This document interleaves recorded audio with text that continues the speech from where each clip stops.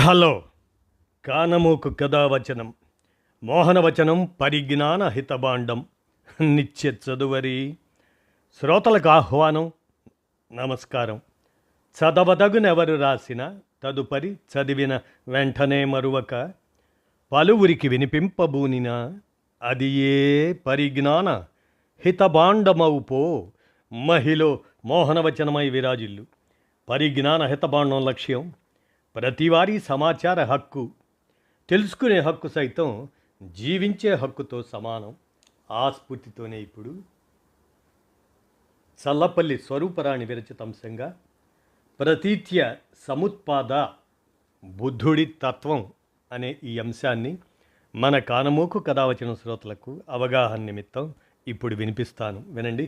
ప్రతీత్య సముత్పాద బుద్ధుడి తత్వం. ఇక వినండి ఈ అంశాన్ని. బుద్ధుని తత్వం ప్రతీత్య సముత్పాద.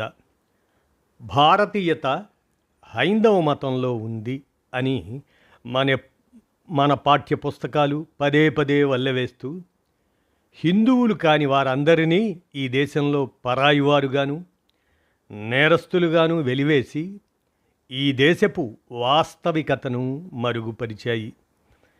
క్రీస్తుపూర్వం 6వ శతాబ్దంలోనే వేదాల ప్రామాణికతను ప్రశ్నించి బహుజన హితాన్ని, బహుజనుల సుఖాన్ని ఆకాంక్షిస్తూ సామాజిక విప్లవ సిద్ధాంతాన్ని రూపొందించిన గౌతమ బుద్ధుని తాత్వికతను అధ్యయనం చేసిన వారికి ఈ దేశం బౌద్ధ దేశమని, భారతీయత అంటూ ఉంటే అది బౌద్ధంలోనే ఉంది అని అర్థమవుతుంది. వేదాలు అపౌరుషేయాలు. అవి నేరుగా సృష్టికర్త అని భావించబడుతున్న బ్రహ్మ నుంచి భూమి మీదకొచ్చిన పవిత్ర గ్రంథాలు, అందులో ఉన్నదే ప్రామాణికం అని బ్రాహ్మణ మతస్థులు ప్రజల్ని నమ్మబలుకుతూ వారి అజ్ఞానాన్ని సొమ్ము చేసుకుంటున్న కాలంలో వేదాలనే కాకుండా అప్పటికి స్థిరపడిన ఆధిపత్య భావజాలాన్ని కూడా నిలదీసి ప్రశ్నించిన తొలి సామాజిక విప్లవకారుడు బుద్ధుడు. ప్రపంచాన్ని పట్టి పీడించే దుఃఖానికి బుద్ధుడు అష్టాంగ మార్గంలో పరిష్కారాన్ని చూపించాడు. బుద్ధుని బోధనలలో అనాత్మవాదం, అనిత్వత, ప్రతీత్య సముత్పాద ఇటువంటివి బుద్ధుడిని ఇతర తత్వవేత్తల కంటే, ప్రవక్తల కంటే భిన్నంగా నిలబెట్టాయి అని అనవచ్చు. అనాత్మవాదం ఇది పూర్తిగా భౌతికవాదంగా భావించవచ్చు. మతాలన్నీ ఆత్మ, పరమాత్మ, స్వర్గం, నరకం ఇటువంటి భావనల చుట్టూ పరిభ్రమిస్తుంటే బుద్ధుడు ఆత్మ లేదు అనడం ఆనాటికే కాదు, ఈనాటికి సాహసోపేతమైన చర్య. అలాగే అనిత్వత అనేది మార్పును, చలనశీలతను వాటిని గురించి వివరిస్తూ బౌద్ధంలోని శాస్త్రీయతకు అద్దం పడుతుంది. బుద్ధుని తాత్విక చింతనలో ప్రతీత్య సముత్పాద అనేది వివిధ అంశాల మధ్య ఉండే కార్యాకారణ సంబంధాన్ని వివరిస్తుంది. ఇది బౌద్ధంలోని హేతువాద దృష్టికి నిదర్శనం. బుద్ధుని బోధనల్లోని మధ్యే మార్గం అన్ని అంశాలకు, అన్ని కాలాలకు సరిపోయే విధంగా ఎంతో ప్రాసంగికతను కలిగి ఉంది. నైతికత, శాస్త్రీయ దృష్టి, సమత, మైత్రి, కరుణ, ప్రజ్ఞ, శీలం అనే బౌద్ధ ధర్మంలోని భావనలు బౌద్ధాన్ని మతం అనే స్థాయి నుంచి గొప్ప తత్వశాస్త్ర స్థాయికి తీసుకెళ్ళాయనవచ్చు. సంఘం అనే భావనకు మొట్టమొదటిసారిగా బుద్ధుడు రూపకల్పన చేసినట్లు చరిత్ర చెబుతుంది. బౌద్ధ సంఘం తదనంతరం అనేక సంఘాల నిర్మాణానికి మార్గం చూపిందనవచ్చు. బుద్ధుడు, ధమ్మం, తరువాత త్రిశరణాలలో చివరిది సంఘం. బుద్ధుడు తన భావజాల వ్యాప్తి కోసం సంఘాన్ని నిర్మించి అందులో అన్ని వర్గాల వారికి స్థానం కల్పించాడు. మంగలి కులస్థుడైన ఉపాలి, వేశ్యాపుత్రుడైన జీవకుడు, వేశ్య అయిన ఆమ్రపాలి, దొంగ అయినటువంటి అంగుళీమాలుడు బౌద్ధ సంఘంలో సభ్యత్వాన్ని పొందారు. ఇది ప్రజాస్వామికమైన నిర్మాణం. స్త్రీని భోగవస్తువుగా పురుషునికి వారసులను కని ఇచ్చే యంత్రంగా పరిగణించే ఆనాటి సమాజంలో బుద్ధుడు స్త్రీల విషయంలో విశాల దృష్టితో వ్యవహరించినట్లు తెలుస్తుంది. బుద్ధుని సంఘంలో రాకుమార్తెలు, బానిస స్త్రీలు, వేశ్యావృత్తిలో ఉన్నవారు, బిడ్డల చేత భర్తల చేత నిర్లక్ష్యం చేయబడిన అనాథలు సమానంగా చూడబడ్డారు.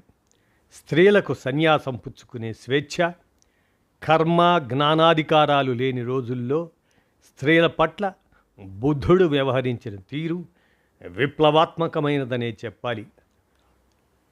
వైదిక మతంలో కర్మకాండలు, యజ్ఞయాగాలు, క్రతువుల పేరున జంతువులను వధించడాన్ని, మూఢాచారాలను బుద్ధుడు ఖండించాడు. హేతువుకు అధిక ప్రాధాన్యతనిచ్చాడు.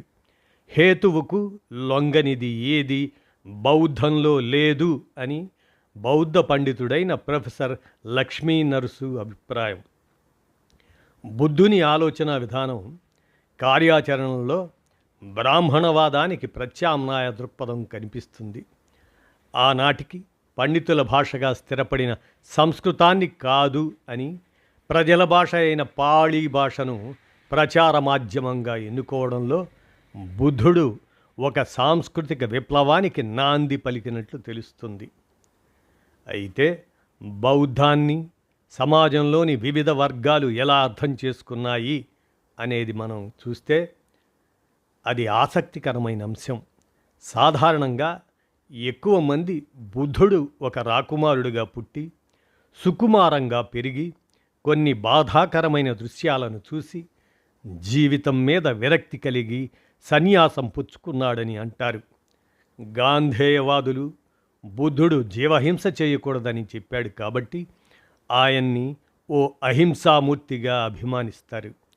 సర్వేపల్లి రాధాకృష్ణన్, వివేకానంద వంటి వారు బౌద్ధాన్ని హిందూ మతంలో భాగంగా గుర్తిస్తారు. పండిత అమోతీదాస్, ప్రొఫెసర్ పోకల లక్ష్మీ నరసు, అంబేద్కర్ వంటి వారు బుద్ధుడిని బ్రాహ్మణీయ వైదిక సంస్కృతిపై తిరుగుబాటు చేసిన సామాజిక విప్లవకారుడిగా అర్థం చేసుకున్నట్లు తెలుస్తుంది.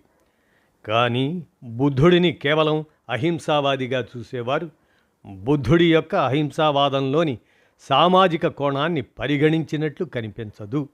ఎందుకంటే బుద్ధుడు భౌతిక హింస కంటే మానసిక హింసను ఎక్కువగా ఖండిస్తాడు. ఆహారపు అలవాట్ల దృష్ట్యా చూసినా బుద్ధుడు మాంసాహారి అని తెలుస్తుంది. బౌద్ధాన్ని, బుద్ధుడిని హిందూ మతంలో భాగంగా పరిగణించే వారి వాదన బౌద్ధ ధర్మానికి విరుద్ధం. బుద్ధుడు తాను ఒక మతాన్ని స్థాపిస్తున్నానని చెప్పుకోలేదు.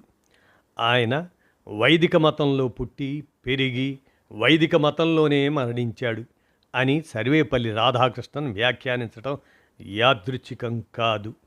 మొదటి నుంచి తనని వ్యతిరేకించిన వారిని తనలోనే జీర్ణం చేసుకొని ఆక్టోపస్లా విస్తరించిన హిందూ సామ్రాజ్యవాద ధోరణిగా దీనిని అర్థం చేసుకోవచ్చు. బుద్ధుని ఆలోచన విధానంలోని కీలక అంశమైన బ్రాహ్మణ వ్యతిరేకతను ఉద్దేశపూర్వకంగానే తమకు అనుకూలంగా కప్పిపుచ్చడమే. వైదిక మతంలోని డొల్లతనాన్ని, హేతురాహిత్యాన్ని ఎండగట్టి బ్రాహ్మణాధిపత్యాన్ని నిరసించిన బుద్ధుడు వైదిక హిందూ మతంలో భాగం ఎలా అవుతాడు?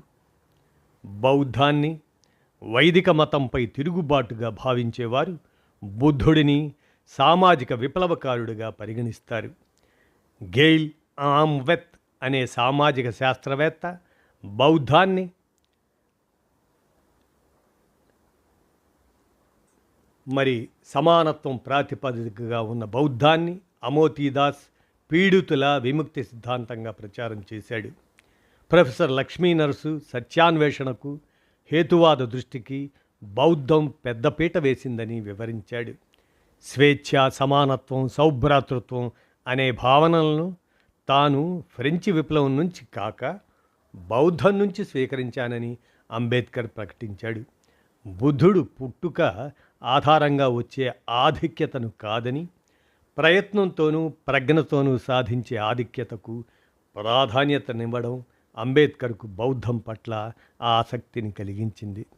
అంబేద్కర్ బౌద్ధ ధర్మ స్వీకరణ భారతదేశపు బౌద్ధమత చరిత్రలో ఒక కీలక అధ్యాయం. బుద్ధుని అనంతరం హిందుత్వవాదులు ఆయన అస్తిత్వాన్ని నాశనం చేసే ఉద్దేశంతో ఆయన్ని విష్ణుమూర్తి అవతారాల్లో ఒక అవతారంగా చేశారు. బౌద్ధారామాలను పడగొట్టి హిందూ దేవాలయాలుగా మలిచారు. ఆంధ్రదేశంలోని శైవ మతానికి చెందిన పంచారామాలు అన్నీ ఒకప్పుడు బౌద్ధ క్షేత్రాలే. హిందూ రాజులు బౌద్ధ సన్యాసులను చంపి మిగిలిన వారిని దేశం నుంచి తరిమివేయగా, మరోపక్క ఆదిశంకరాచార్యులు వంటి వారు బౌద్ధం పైన నైతిక దాడికి పాల్పడ్డారు. బౌద్ధాన్ని దేశం నుంచి వెళ్ళగొట్టి భారతదేశం తన ఆత్మను కోల్పోయింది అని గురజాడ వాపోయారు. బ్రాహ్మణవాదులు కోరుకున్నట్టు బౌద్ధ ధర్మం నశించలేదు. అది భారతదేశంలో ధ్వంసం చేయబడినప్పటికీ ప్రపంచమంతా వ్యాపించింది. ఈరోజు ప్రపంచం బౌద్ధం వైపు చాలా ఆసక్తిగా చూస్తుంది. ఇటీవలి కాలంలో దేశవ్యాప్తంగా ముందుకొచ్చిన అస్తిత్వ ఉద్యమాల సందర్భంగా సామాజిక ఉద్యమకారులు, మేధావులు, పరిశోధకులు ప్రాచీన భారతదేశంలో హేతువాద దృష్టి, సమత, కరుణ, ప్రజ్ఞ, మైత్రి ఇటువంటి భావనలను గురించి ప్రస్తావించిన బౌద్ధం వైపు తిరిగి ఆలోచించడం జరుగుతుంది. ఈ దేశ సంస్కృతిని చరిత్రకారులు ఎలా విశ్లేషించినప్పటికీ గెయిల్ ఆమ్వెత్ వంటి వారు భారతదేశపు నాగరికత సంస్కృతుల్లో అంతర్లీనంగా ఇమిడి ఉన్న బౌద్ధ ధర్మాన్ని దృష్టిలో ఉంచుకొని ప్రాచీన భారతదేశ నాగరికతను బౌద్ధ నాగరికతగా అభివర్ణించటం సముచితంగా ఉంది. ఇటీవల ముందుకొచ్చిన నినాదం ఘర్ వాపసీ అంటే హైందవేతర మత సంస్కృతుల్లో ఉన్నవారు తిరిగి హిందూ మతంలోకి రావడం అనే హిందుత్వవాదం చెబుతున్నప్పటికీ ఈ దేశపు మతవారసత్వం బౌద్ధంలో ఉందని ఇక్కడ జరిగిన పురావస్తు తవ్వకాలు, ఇతర చారిత్రక ఆధారాల వలన రుజువైంది. దీనికి తోడు అశోక ధర్మచక్రం, సార్నాథ్ స్తంభం వంటి జాతీయ చిహ్నాలతో పాటు పంచశీల వంటి బౌద్ధ ధర్మ సూత్రాలను అంబేద్కర్ రాజ్యాంగంలో అణువణువున పొందుపరిచి ఈ దేశం బౌద్ధ దేశమని చాటి చెప్పాడు. అలాగే ఒక చర్మకారుడైన విధికుడు అమరావతి బౌద్ధ క్షేత్రానికి కానుకగా ఇచ్చిన పూర్ణ ఘటం ఆంధ్రప్రదేశ్ రాష్ట్ర చిహ్నంగా గుర్తింపు పొందింది. చారిత్రక వాస్తవాల దృష్ట్యా ఈ దేశం బౌద్ధ దేశమైనప్పటికీ తర్వాత ప్రజలు ఇతర మతాల్లోకి వెళ్ళి తిరిగి తమ అస్తిత్వ పునాదుల వైపు దృష్టి సారించారు అనవచ్చు. ఎవరి ఇంటికి వారు తిరిగి రావటం అనే దానికి జనంలో బౌద్ధం వైపు పెరుగుతున్న ఆసక్తే తార్కాణం అంటూ చల్లపల్లి స్వరూపరాణి గారు ప్రతీత్య సముత్పాద బుద్ధుడి తత్వం అంటూ ఆమె అందజేసిన ఈ విశ్లేషణాంశాన్ని మన కానమోకు కథ వచ్చిన శ్రోతలకు అవగాహన నిమిత్తం వినిపించాను. విన్నారుగా, ధన్యవాదాలు.